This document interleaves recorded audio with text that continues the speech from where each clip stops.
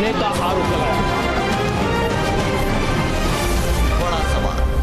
आप देख रहे हैं बड़ा सवाल। नमस्कार, मैं हूं अजय कुमार और आज का बड़ा सवाल, आखिरकार बंगाल में बवाल क्यों? बंगाल में बवाल क्यों? क्योंकि जिस तरह से भारतीय जनता पार्टी तृणमूल कांग्रेस आमने सामने है, स्पष्ट होता दिखाई दे रहा है कि दोनों पक्ष अपनी अपनी बातों से पीछे हटने को तैयार नहीं है। हिंसक दौर रहा है अब तक के 6 चरणों के मतदान के दौरान, और इसके साथ साथ सवाल ये उठने लगे हैं कि आखिरकार पश्चिम बंगाल में ये बवाल क्यों? इससे पहले कि हम आगे बढ़कर आपको चर्चा में अपने तमाम मेहमानों से तारुफ कराएं, आइए आपको दिखाते हैं किस तरह से चाहे प्रधानमंत्री नरेंद्र मोदी हो, ममता बनर्जी हो या फिर अन्य नेता एक दूसरे के आमने सामने खड़े। हालत तो ये है कि जय श्री राम कहने वालों को दीदी गिरफ्तार करवाकर जेल भेज रही है। একদিন আসবে যারা আজকে এই কাজগুলো করছে প্রত্যেকটা ইঞ্চিতে ইঞ্চিতে বদলা নেব বলে যাচ্ছি, প্রত্যেকটা বদলা নেব, খুনের বদলে খুন দিয়ে নয়। যা দেখিয়েছেন তাই দেখবেন আয়নাতে, মনে রাখবেন ইঞ্চিতে ইঞ্চিতে বদলা নেব। অনেক অপমান বাংলাকে আপনারা করেছেন, আমাকে অনেক অপমান করেছেন, অনেক অসম্মান করেছেন, আমাকে গভর্নমেন্ট চালাতে দেন না।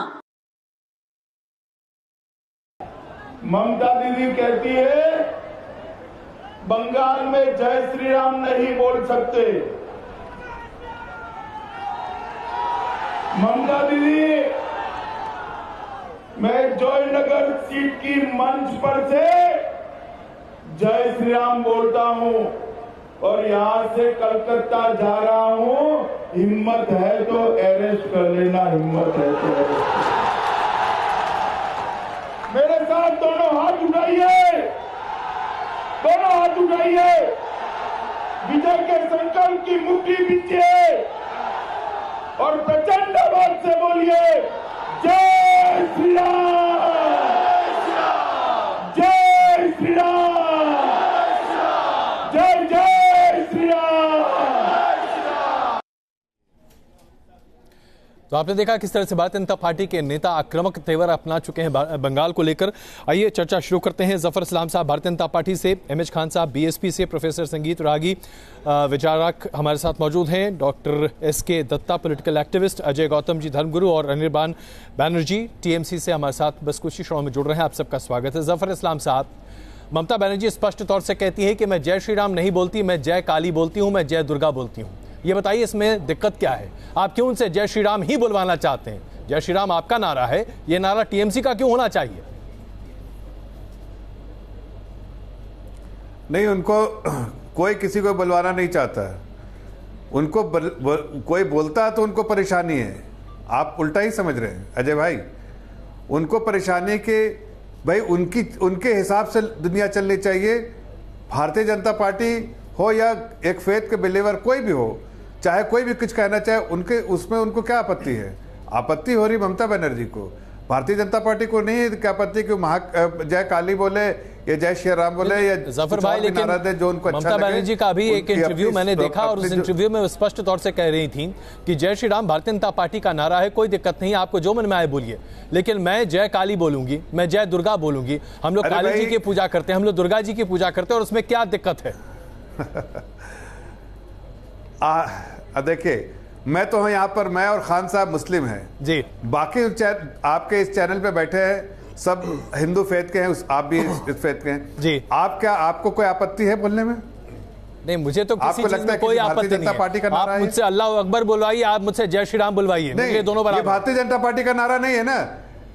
नहीं, जय श्री राम भारतीय जनता पार्टी का नारा नहीं है जी। जिसको हिंदू धर्म में फेथ है, जिसकी आस्था है जी, उसके लिए भेदभाव क्यों? तो भेदभाव है ममता बनर्जी में।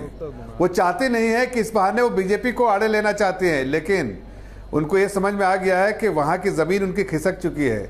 धर्म में बांटने की जो उनकी जो कोशिश है वो नाकाम हो चुकी है। चलिए, मैं इसका जवाब जरा खान साहब से ले लेता हूं। रागी साहब, मैं उसके बाद तुरंत आपके पास आ रहा हूं। खान साहब, क्या ये वाकई में जरूरी है कि जिस तरह से भारतीय जनता पार्टी अपनी रणनीति और राजनीति को लेकर आगे चले, दूसरे दल के नेताओं को उसी का जवाब देना चाहिए या उसी के आधार पर अपनी रणनीति बनानी चाहिए?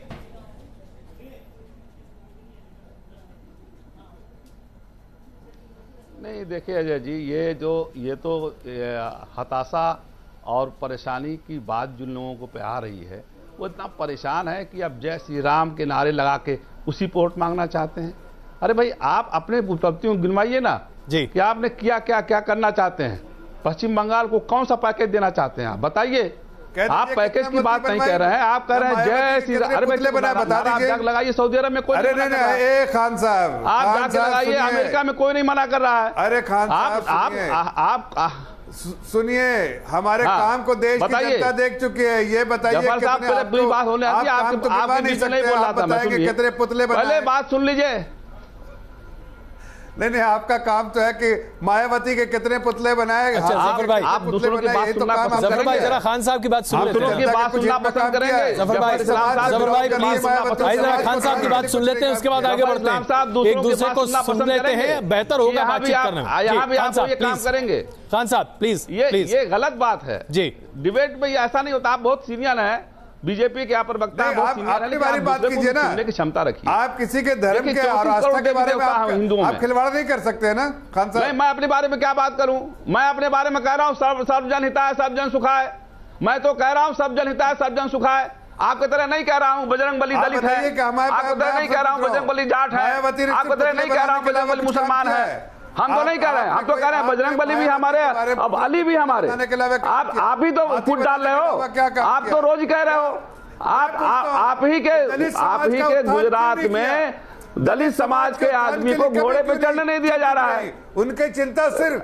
चलिए मैं जरा वापस चर्चा पर वापस लौटूं। मैं आप दोनों से आग्रह करता हूं, आइए जरा चर्चा पर वापस लौटते हैं। हमको भी बोलना। अनिल भान जी, तृणमूल कांग्रेस पर यह आरोप भारतीय जनता पार्टी बार बार लगा रही है कि आप लोगों को बांटने की राजनीति करते हैं, आप जय श्री राम नहीं बोलने देना चाहते। कम से कम अभी जफर इस्लाम साहब तो यही कह रहे हैं। ये बात अलग है कि ममता बनर्जी कहती है कि हम जय काली बोलेंगे, हम जय दुर्गा बोलेंगे, जय श्री राम बीजेपी का नारा है। तो मैं आपसे जानना चाहता हूं कि आप जय श्री राम नहीं बोलने देना चाहते लोगों को?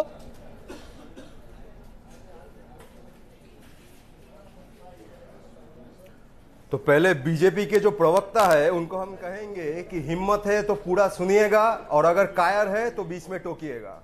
अब सुन लीजिए जी। पहली बात जो है, बाबरी मस्जिद को जब तोड़ा गया, नारा क्या था? जय श्री राम।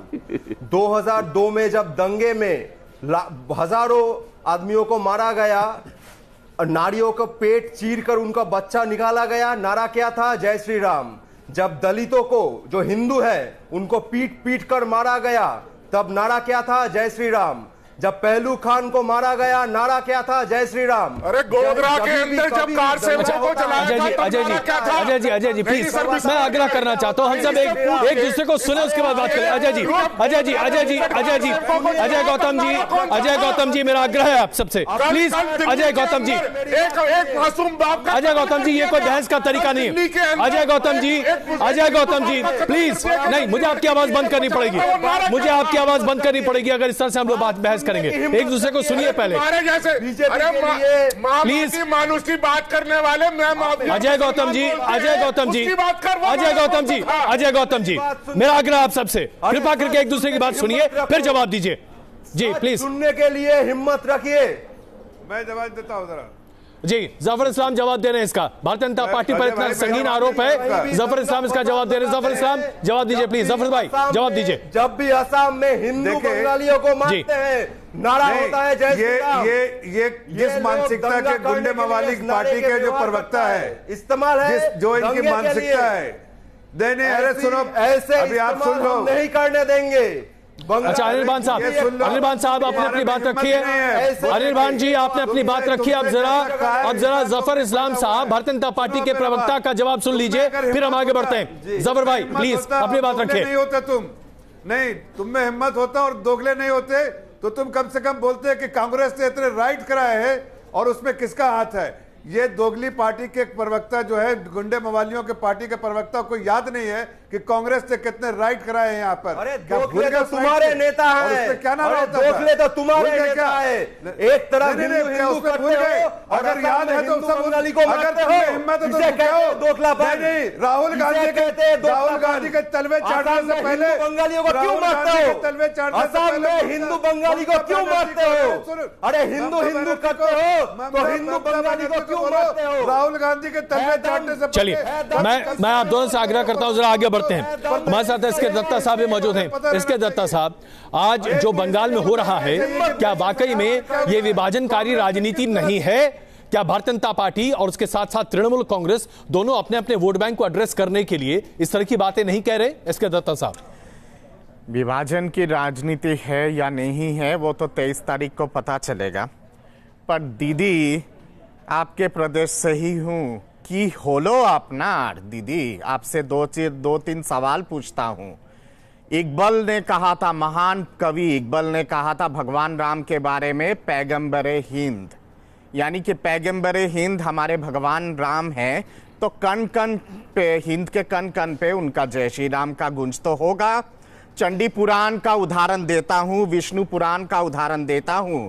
विष्णु पुराण, चंडी पुराण में कहा गया है भगवान विष्णु और माँ दुर्गा भाई और बहन है।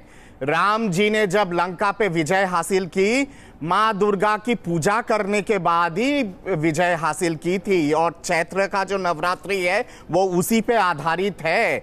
दुर्गा माई की जय भी बोलबो, माँ काली की जय भी बोलबो और जय श्री राम भी कहूंगा। आपको आपत्ति नहीं होना चाहिए इस चीज पे। ये देश के हमारे देश का आस्था है, हमारे देश के एक तरह से महान पुरुष है, भगवान है, भगवान श्री राम, और उन पे कोई आपत्ति नहीं होनी चाहिए। मैं परसों देख रहा था आपके उलूबारिया के जो कैंडिडेट है सादिजा बेगम जी, क्या कह रही थी मीडिया के सामने? ये कह रही थी जो हरि नाम लेते हैं, जो राम नाम लेते हैं, जो मार्क्स नाम लेते हैं, उनके लिए बंगाल में कोई जगह नहीं है। बंगाल में अगर जगह है तो अल्लाह का नाम जो लेते हैं उनके लिए जगह है, और जो अल्लाह के नाम लेते हैं उनको नाम ही पता नहीं है। रोहिंग्या जो यहाँ पे आने की पलायन करके आए हैं, उनको मैं आधार कार्ड दूंगी, राशन कार्ड दूंगी और वोटर आई कार्ड दूंगी और बसाऊंगी।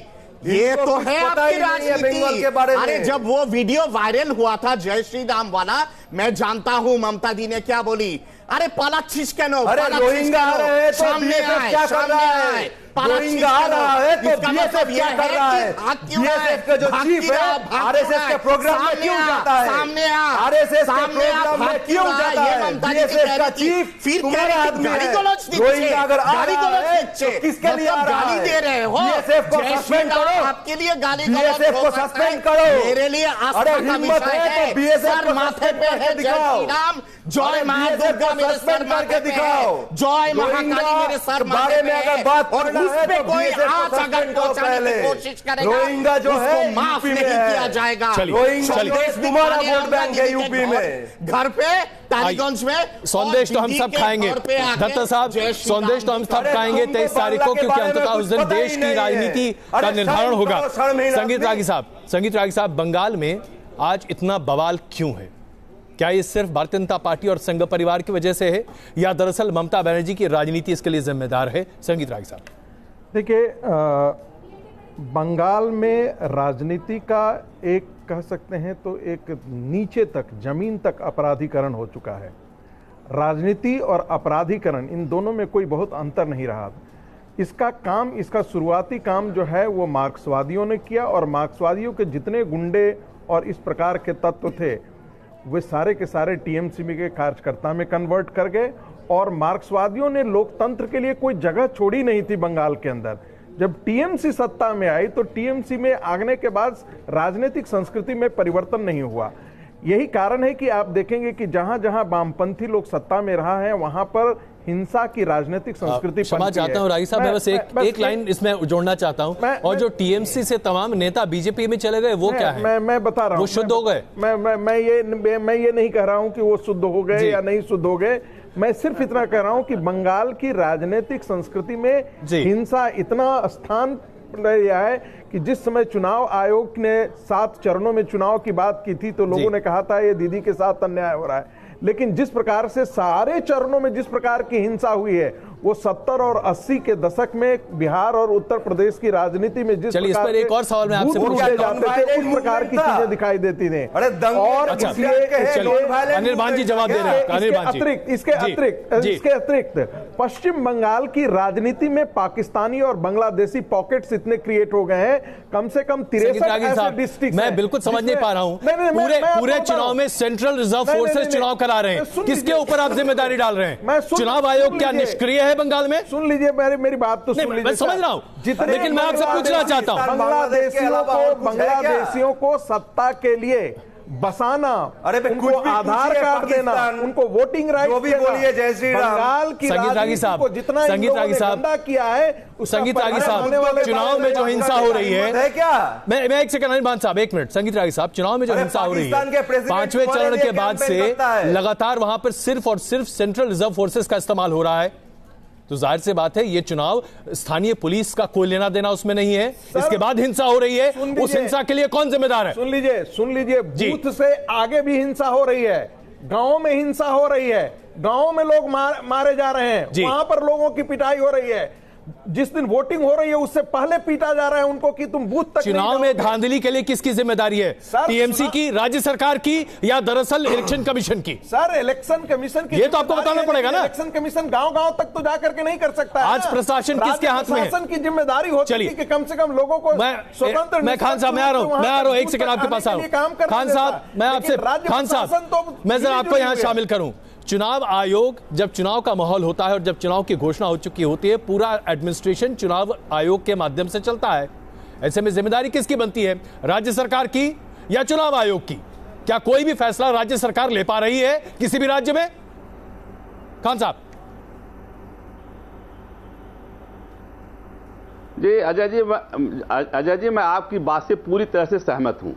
देखिए, जब चुनाव आयोग तारीख घोषित कर देता है, उस दिन से वो डीएम, एसपी, एसएसपी, थानेदार, यहां तक कि चौकीदार की भी पोस्टिंग या ट्रांसफर वहां का अधिकारी नहीं कर सकता है बिना परमिशन के इनके चुनाव आयोग के। अब चुनाव आयोग की पूरी जिम्मेदारी बन जाती है कि अगर आपको लगता है किसी जिले का कप्तान खराब है, अगर किसी जिले का डीएम खराब है, या किसी जिले का डीएम सत्ता पक्ष के साथ खड़ा है, तो उसको हटाइए, निष्पक्ष आदमी को ले आइए। ये पूरी की पूरी जिम्मेदारी चुनाव आयोग की होती है। अब अगर गांव में भी हिंसा हो रहा है, 23 तारीख के बाद जो है उनकी कमान जो है वो ममता बनर्जी के हाथ में ही होगी, और फिर ममता बनर्जी जो उनके साथ करेंगी वो अच्छी तरह जानते हैं कि वो किस प्रकार की वेंजेंस की राजनीति करती है ममता बनर्जी। आयोग फिर क्यों बना?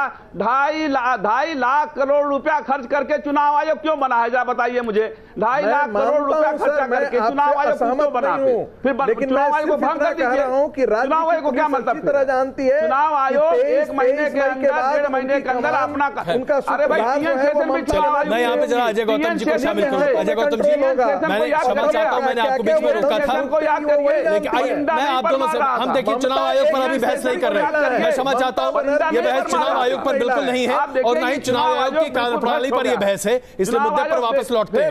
मुद्दा यह है अजय गौतम जी कि आज जिस तरह से बंगाल की राजनीति में बवाल बहुत बड़े पैमाने पर पसरा हुआ है, क्या यह विशुद्ध और विशुद्ध सिर्फ टीएमसी की वजह से है? क्या ऐसा नहीं है कि जो वहां पर विरोध के स्वर हैं वो उन ताकतों के जरिए भी हैं जो टीएमसी का मुकाबला कर रही हैं? अजय गौतम, देखिए बात बहुत सीधी है। जब ममता बनर्जी ने अपनी राजनीति शुरू करी थी तो उन्होंने एक नारा दिया था, माँ, माटी और मानुष जी। और वो जो माँ, माटी, मानुष था वो धीरे धीरे तुष्टिकरण के कारण मैं, माफी और मुसलमान, उसके अंदर वो तब्दील हो गया। माँ का हाल ये रहा कि आपको दुर्गा विसर्जन पर रोक लगा दी जाती है क्योंकि मुहर्रम का जुलूस उसमें निकलना पड़ता है। राम का नाम लेने पे या हनुमान जयंती के लिए आपको हाई कोर्ट का दरवाजा खटखटाना पड़ता है कि आपको रामनवमी पे या हनुमान जयंती पे अपनी यात्रा निकालने की परमिशन मिले। सर देखो, मैंने इसको डिस्टर्ब नहीं किया, मुझे बोलने सुन लो ना, एक्सपोज करने दो, एक्सपोज करने दो, तुम्हें एक्सपोज करने दो। अनिल भाई जब आपके बीच में अजय जी बोल रहे थे तो मैं उन्हें रोक रहा था, अब मैं आपको रोकता हूं। इन्फॉर्मेशन नहीं है तो आप झूठ मत बोलिए। अनिर्बान जी, जब अजय गौतम जी रोक रहे थे आपको तो मैं उनके बारे में बोल रहा था, प्लीज आप सुनिए जरा।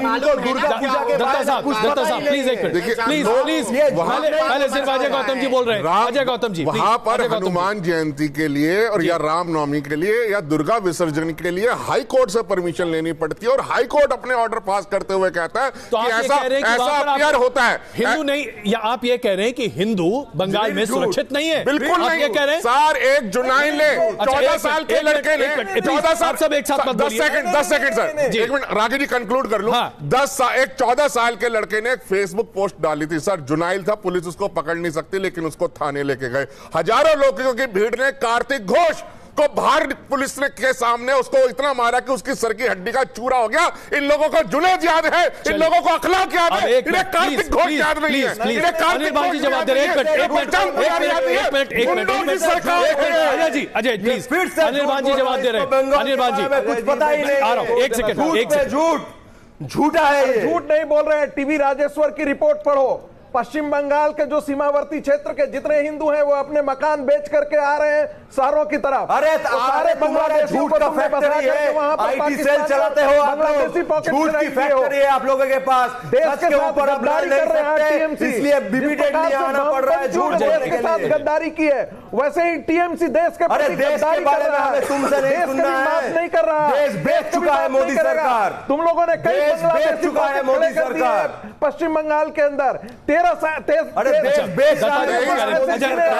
आपने एक कमेंट कहा था राघी जी, एक मिनट जय श्री राम ममता बनर्जी खुद बोलेगी 23 मई को देख लीजिएगा। दत्ता साहब एक आखिरी कमेंट आपका, इससे पहले मुझे ब्रेक लेना पड़ेगा। हमारे घर घर से क्रांतिकारी निकलते थे, जब तुम चलना नहीं सीखे हमारा घर घर से क्रांतिकारी निकलते थे। ममता दीदी ने कहा जब कांग्रेस छोड़ के आई तो ममता दीदी ने कहा कांग्रेस चलबे ना, उसके बाद ममता दीदी ने कहा वाम फ्रंट चलबे ना, सीपीएम चलबे ना, फिर आज के डेट में ममता दीदी कह रही है कि बीजेपी चलबे ना। हकीकत में यह है कि क्योंकि उपलब्धि के लिए तो कुछ है नहीं, एफडीआई के मामले में जीरो, एफआईआई के मामले में zero, industrial growth rate negative, agricultural growth rate negative, बेरोजगारी चरम सीमा पे, हकीकत में कुछ नहीं है, कुछ नहीं है तो इसलिए चलबे ना। अनिर्बान जी, ब्रेक से पहले हम चर्चा इस बात को लेकर कर रहे थे कि क्या वाकई में पश्चिम बंगाल में ममता बनर्जी को डर लग रहा है, और उसके साथ साथ क्या वाकई में हिंसा को प्रोत्साहित करने में या प्रायोजित करने में तृणमूल कांग्रेस का उतना ही बड़ा हाथ है जितना साबित करने की कोशिश की जा रही है।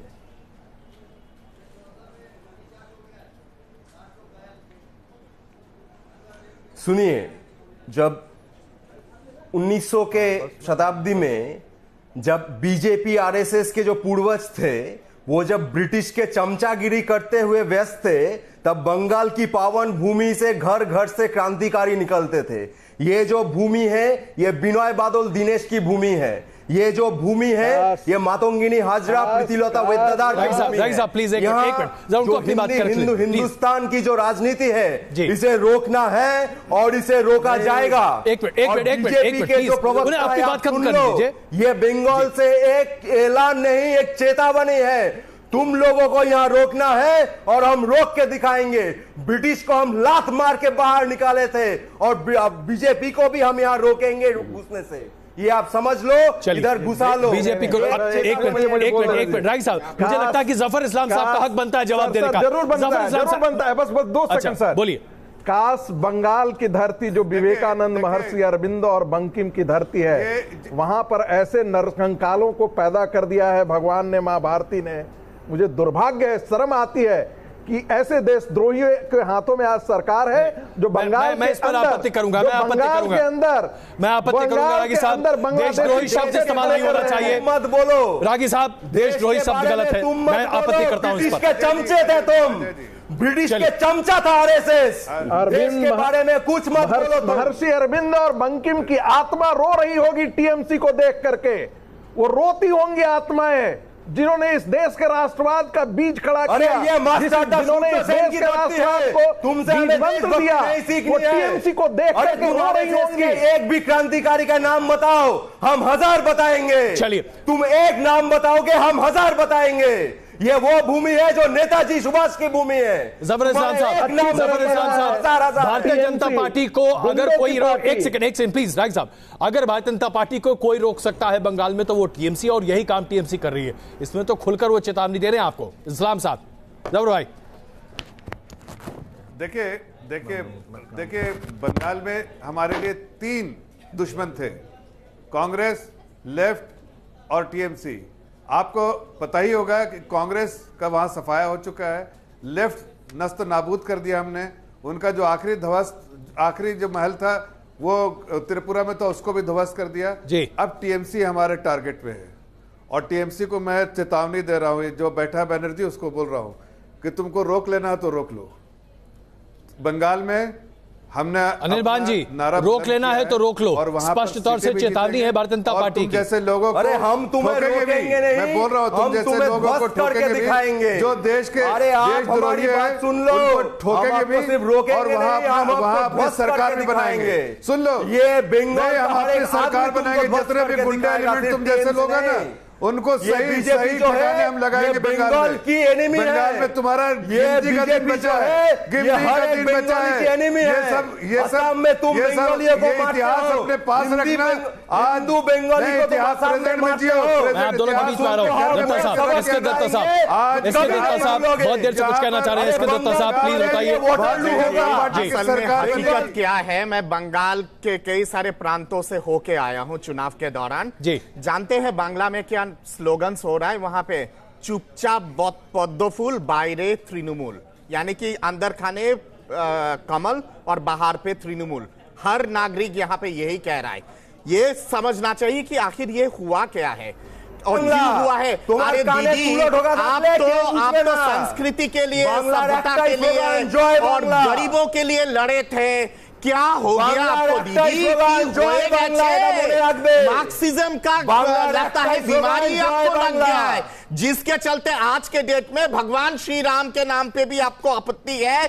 सरस्वती पूजा पे आप पाबंदी लगाते हो, दुर्गा पूजा के जुलूस पे आप पाबंदी लगाते हो। फटकार पड़ता है कलकत्ता हाई कोर्ट से, तब जाके आप इजाजत देते हो। अरे दीदी, जिसके विरोध में आप लड़े थे, मार्क्सिज्म के विरोध में, उसके फिलॉसफी को रग में इतना आप मर्यादा पुरुषोत्तम राम से भी आपको एलर्जी हो गई, माँ दुर्गा से भी आपको एलर्जी हो गई, माँ काली से भी एलर्जी हो गई, सरस्वती ऑर्डर की बात कर रहा है। दीदी हकीकत में जाओ और जमीन पे जाओ और सच्चाई पे जाओ। माँ माटी मानुष कहते हो ना, माँ का मतलब बंगाल में माँ दुर्गा, माटी का मतलब है पावन भूमि, और मानुष का मतलब है कि आम नागरिक जिसका कत्लेआम हो रहा है बंगाल में। उन सब चीजों को रोको दीजिए। राम जी के नाम पे और माँ दुर्गा के नाम पे विरोध मत करो। खान साहब, क्या आज वाकई में हमारी राजनीति की धुरी इतनी खराब हो चुकी है, हम इस तरीके से बढ़ चुके हैं कि अब सिर्फ धार्मिक आधार पर ही हम कम से कम बंगाल में वोट करते दिखाई देंगे और यही देश में होता दिखाई देगा। एमएच खान साहब, अजय जी, ये लोग तो चुप हो जाए जी। मैं यही आपसे कह रहा हूँ, ये भारतीय जनता पार्टी की छटपटाहट है और सत्ता का संघर्ष है।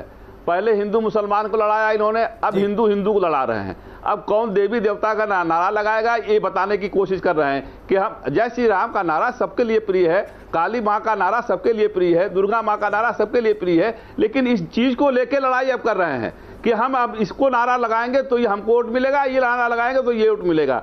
ये सीधा सीधा पोलराइजेशन है, और इस पर जय श्री राम का नारा लगाने पर जो अमित शाह जी ने लगाया है, इस पर संज्ञान लेना चाहिए आपके चुनाव आयोग को कि इस तरह का नारा पब्लिकली लगा करके आप किसी एक वर्ग को प्रभावित करने की कोशिश कर रहे हैं और हिंदू को लड़ाने की कोशिश कर रहे हैं। आप ऐसी भावना पैदा कर रहे हैं कि लोग कट बढ़ जाए, हिंदू लड़ जाए। पहले मुस्लिम के अंदर हर जगह क्या चाहते हैं भाई? इस देश को कहां ले जाना चाहते हैं? जय श्री राम का नारा पैगंबरे हिंद है, वो आस्था है हमारे देश के, हमारे देश कौन मना कर रहा है? कौन मना कर रहा है? कौन मना कर रहा है? किसी को सब जगह लगाइए, लेकिन दिल में रखिए। आपको सब जगह लगाइए, लेकिन भगवान की आदत दिल में रखिए। राम राज लाइए, राम राज लाइए, राम राज नहीं, राम राज लाइए, राम राज नहीं। उन्होंने कहा है अजय गौतम जी, मैं आपको चर्चा में ला रहा हूँ।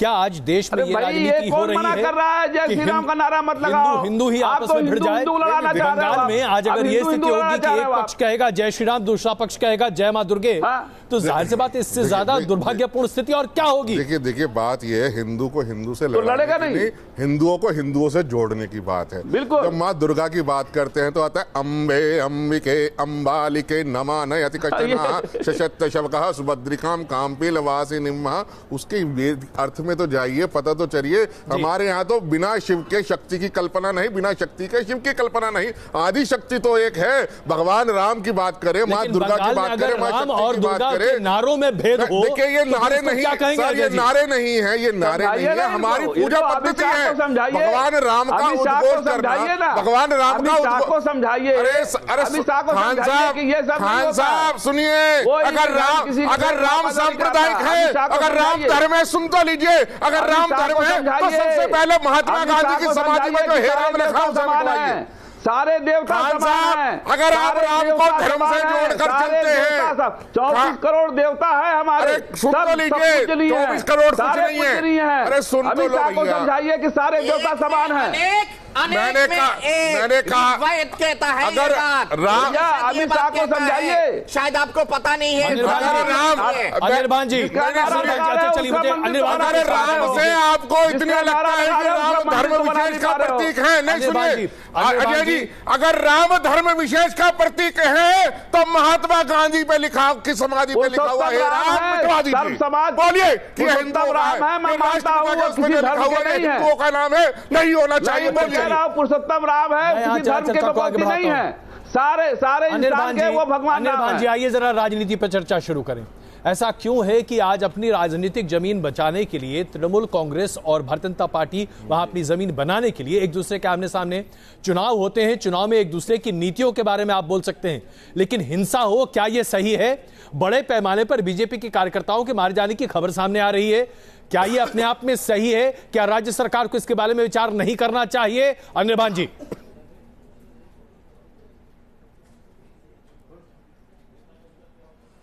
देखिए, वायलेंस तो कभी भी सपोर्ट नहीं किया जा सकता जी, लेकिन बीजेपी की जो कैरेक्टरिस्टिक है, उनके घाटाल के candidate Bharati Ghosh on camera कहते हैं कि यूपी से हजारों गुंडे लाएंगे, बंगाल के घर घर में घुस के कुत्तों के तरह मरवाएंगे, ये वो ऑन कैमरा कहते हैं।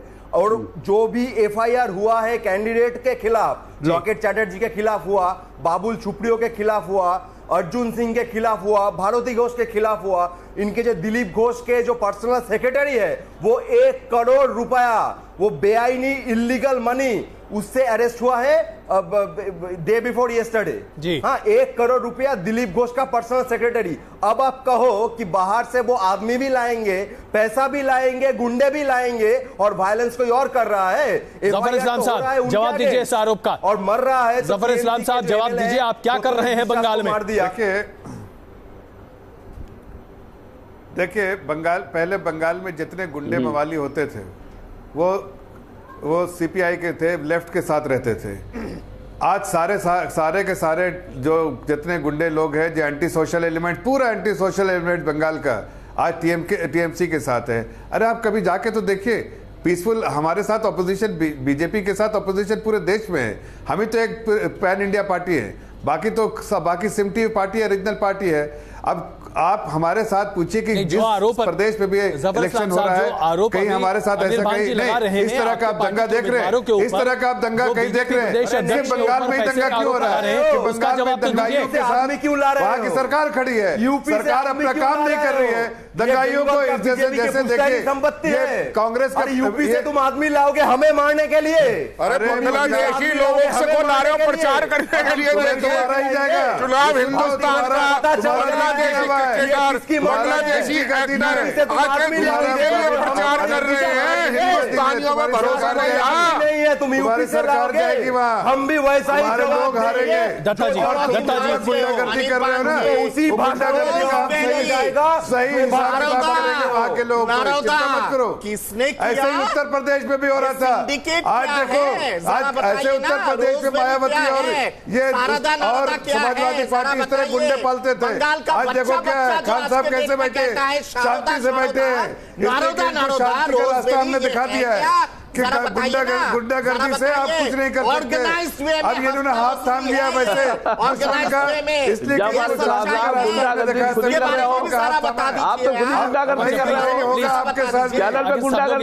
धमकी दे रहे हो, हम समझ नहीं आप तो धमकी दे रहे हो खुले आप सबको जी, देख लूंगा, निपट लूंगा। जवाब चेतावनी से कौन दे रहा है? जफर इस्लाम साहब से नहीं, चेतावनी कोई दे रहा है सामने तो आप कौन दे रहा? धमकी कौन दे रहा? ये गुंडागर्दी कौन कर रहा है? जफर इस्लाम साहब आप भी तो कह रहे हो निपट लूंगा, आप भी कह रहे हो देख लूंगा। अरे भाई क्या देख लोगे आप यार? आप गुंडागर्दी करना चाहते हो, गुंडा बता रहे हो, आप कह रहे हो निपट लूंगा, देख लूंगा, समझ लूंगा। अनिल एसके दत्ता जी के आरोप का जवाब दीजिए प्लीज। एक मिनट प्रोड्यूसर साहब, एक मिनट। अनिल जी एसके दत्ता जी का जवाब दीजिए।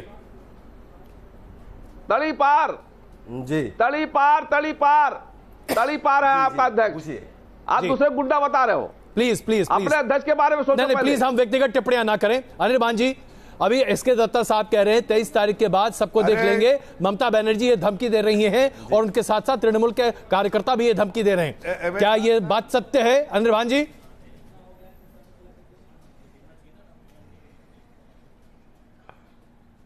जी देखिए, ये धमकी वो गुंडे मवाली वाला धमकी नहीं है। हम लोग बंगाल में रहते हैं, हम लोग बीजेपी नहीं है, हम धमकी वो गुंडे मवाली वाला नहीं है। रैली में क्या बोली है? हमने कहा था 23 तारीख के बाद तो इनको यहीं पे रहना है, राजनीति है 23 तारीख के बाद बंगाल में घुसने में रोकना है और हम रोकेंगे। ये राजनीति से लड़ाई है और ये सब घिनौनी राजनीति हम रोकते रहेंगे। हमने ब्रिटिश को निकाला था, हम बीजेपी को भी रोकेंगे। हमने ब्रिटिश को निकाला था और उनके नौकर आरएसएस को भी रोकेंगे। ये पहला नई चेतावनी है, ये राजनीतिक चेतावनी है। ब्रिटिश को हमने रोका था और उनके जो नौकर है उनको भी हम रोकेंगे 23 तारीख के बाद। ये तो नारा लग रहा है ना, ब्रिटिश के नौकर थे आप लोग, इस पे भी ब्रिटिश के नौकर थे आपके पूर्वज, जरा प्रकाश ब्रिटिश को रोके थे, आप ब्रिटिश के नौकरों को भी रोकेंगे। राजनीतिक चेतावनी 23 में के बाद, 23 में से पहले, 23 में से बाद भी 2019 से आगे 2020-21 हम तुमको रोक के दिखाएंगे। मतलब क्या है? कमल के हवा से धराशायी हो गया है घास का फूल। जनता कह रही है ये बात और वो ही पैरानॉइड होने का कारण है। अब अंग्रेजी में कहावत है ना, पुश टू द वॉल। जब जिसको यूपी से आदमी लाना पड़ता है, इसी तरह का रिएक्शन यूपी से आदमी लाना पड़ता है, वो बंगाल में क्या करेगा भैया? अरे तुमको तो यूपी से आदमी लाना पड़ता है, तुमको बंगाल के बारे में पार्टी नहीं है, तुमको बंगाल के बारे में पता है। अच्छा चलिए अनिर्बान जी, मेरे पास वक्त कम है। अनिर्बान जी मैं आपके पास आ रहा हूँ। अनिर्बान जी, दत्ता साहब एक मिनट, दत्ता साहब प्लीज एक मिनट। दत्ता साहब, अनिर्बान जी, क्या इस तरह के नारे वाकई में बंगाल में आज तृणमूल कांग्रेस के द्वारा लगाए जा रहे हैं कि हर उस व्यक्ति को हम पकड़ेंगे 23 तारीख के बाद जिसने टीएमसी को वोट नहीं दिया? क्योंकि अगर ऐसा है तो इससे ज्यादा दुर्भाग्यपूर्ण बात लोकतंत्र के लिए नहीं हो सकती। मैं आपसे स्पष्टीकरण चाहता हूं, क्या ऐसा है? क्या किसी टीएमसी के नेता ने ऐसा नारा दिया है? ऐसा नारा के बाद, हाँ ऐसे नारे के बाद नहीं, ऐसे नारे के बाद कोई टीएमसी, लेफ्ट, कांग्रेस किसी के भी नेता ने नहीं दिया है। मैं आपको कहा था, लड़ाई जो है राजनीति की लड़ाई है, राजनीति से राजनीति की लड़ाई तो होती रहेगी और वो राजनीति की लड़ाई इसके आगे भी होगी। 23 मई को खत्म नहीं होगी, राजनीति की लड़ाई तो चलती रहेगी। लेकिन जो बीजेपी की जो राजनीति है, जो दंगा फसाद का राजनीति है, ये राजनीति बंगाल की राजनीति नहीं है और उसे सिर्फ टीएमसी अकेला नहीं, जितना भी है सब मिलकर रोकेंगे। दीदी रैली पे 23 तारीख के बाद इन लोगों को तो यहीं पे रहना है, बोली है कि नहीं बोली है रैली में? हाँ या ना में जवाब दीजिए। रैली में बोली थी ना ये बात, में नहीं रहते हो, आपको तो यूपी से आदमी लाना पड़ता है, यानी कि आपको तो यूपी से आदमी लाना पड़ता है। ये बंगाल कोई धर्मशाला नहीं है कि यूपी से गुंडे आएंगे और हमको पीटेंगे और हम ऐसे ही जाने देंगे। आप यूपी से आदमी लाके तो देखो, आप यूपी से आदमी लाके तो देखो, यूपी तो आप यूपी से आदमी लाके तो देखो। अगर यूपी से आप गुंडे लाओ, चलिए 23 में के बाद जफर इस्लाम साहब हम देख लेंगे। जफर इस्लाम साहब के बाद इसमें कोई शक नहीं है कि आज जो रैली हो रही है। जो बीजेपी के अध्यक्ष अमित शाह की रैली है उसमें बड़े पैमाने पर लोग वहां पर मौजूद हैं रोड शो में, और ये तस्वीरें अभी हम अपने स्क्रीन पर दिखा भी रहे हैं। जफर इस्लाम साहब, जब भारतीय जनता पार्टी को इतना जन समर्थन हासिल है तो ऐसे में विभाजनकारी बातों को कहने की आवश्यकता है क्या? क्या वहां पर इस बात को हाईलाइट करने की आवश्यकता है कि हिंदू बनाम मुसलमान? यह तो आवश्यकता नहीं होनी चाहिए। देखिए, हिंदू बनाम मुसलमान कभी भारतीय जनता पार्टी नहीं चाहती है। हम सबके साथ हैं जी। और मैं इस बात को फिर से वाजे करना चाहता हूं, तुष्टीकरण की पॉलिसी हम नहीं बिलीव करते हैं, तुष्टीकरण की कोई पॉलिसी पे हम बिलीव नहीं करते हैं। इसलिए हमारे लिए सब देश के नागरिक एक जैसे हैं, प्रदेश के नागरिक एक जैसे हैं। लेकिन जब सरकार वहां की जो प्रेजेंट सरकार है, अगर वो सरकार अगर ऐसे रूपरेखा उसका हो जो तुष्टीकरण पे बिलीव करती है तो उसको एक्सपोज करना हमारा काम है। आज मैं ये कहना चाहता हूं कि देखिए, कांग्रेस पार्टी और लेफ्ट पार्टी वहां खत्म हो चुकी है। टीएमसी को पता है कि अगर भारतीय जनता पार्टी जिस तेजी से लोगों के दिल जीत रही है, जिस तरह से लोगों में लोकप्रिय बनती जा रही है भारतीय जनता पार्टी जैसा है, तो उनको इस बात का डर हो गया है। अरे झूठ मत बोलो, भारतीय जनता पार्टी के कार्यकर्ताओं को कार्यकर्ताओं के साथ ये बदसलूकी करते हैं। आज बीजेपी एक रेसिस्ट पार्टी है, अगर इनको ये एंटी बंगाली पार्टी है। ये को बोलो असम में बंगालियों को मार रहा है। 7 किलोमीटर लंबा ये रोड शो है इस गर्मी में। बीजेपी एंटी हिंदू है, असम में हिंदुओं को बीजेपी मार रही है। छोटा जवाब दीजिए खान साहब को। हमारी सरकार के हमारी हालत है कि मानसिक दिवालियापन है और परेशानी के बावजूद 7 किलोमीटर कि जब इन्होंने आज उनको जो मां ममता बनर्जी ने राम से विरोध क्यों है? राम से विरोध उनका सीधा सा कारण यह है कि उनका जो झुकाव है वो हिंदू धर्म की होकर धर्म विशेष की तरफ है। जब वो आप देखिए, जब वो जाती हैं मस्जिद के अंदर जाती हैं, नमाज पढ़ती हैं, उन्होंने किसी हिंदू मंदिर के लिए कुछ नहीं किया, बल्कि उन्होंने जो इमामों की सैलरी थी वो उसको 4 गुना 5 गुना बढ़ा दिया। किसी मंदिर के अजय गौतम जी इसको क्या कहेंगे आप? अजय गौतम जी इसको क्या कहेंगे आप? अपने चुनावी मंच से ममता बनर्जी 11 श्लोक हैं, अपने चुनावी मंच से ममता जी कुरान की आयत भी पढ़ती हैं। जाहिर सी बात है वो दोनों धर्म की बात कर रही हैं। देखिए, वो दोनों धर्म की बात नहीं है। आप बताइए, चुनाव हिंदुस्तान का या बांग्लादेश का है? जब हिंदुस्तान के चुनाव में बांग्लादेश के क्रिकेटर, बांग्लादेश के एक्टर किस लिए चुनाव कर रहे हैं? बताइए, किसने चुनाव कर रहे हैं? आपको अपने देश की जनता पर भरोसा नहीं है? इसका मतलब आप रोहिंग्या मुसलमानों से, रोहिंग्या घुसपैठियों से, बांग्लादेशी घुसपैठियों का बलबूता चुनाव जीतना चाहते हो? ये टीएमसी पार्टी देश की अस्मिता एक तो खतरा के लिए बहुत बड़ा खतरा बन चुकी है। इस बहस का आखिरी सवाल अहमद खान साहब, अहमद खान साहब, बंगाल की लड़ाई क्या वाकई में देश पर भारी पड़ेगी?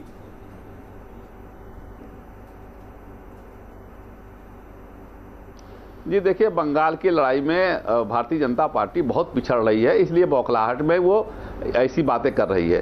देखिए, आप चुनाव लड़िए। आप 2014 में जो चुनाव लड़ के आप आए थे, जिस हिसाब से आपने वादे किए थे जनता से, उन वादों को बताइए। आप धार्मिक उन्माद फैला करके चुनाव जीतना चाहते हैं। उधर से जब आप एक्शन करेंगे तो रिएक्शन होगा ही होगा।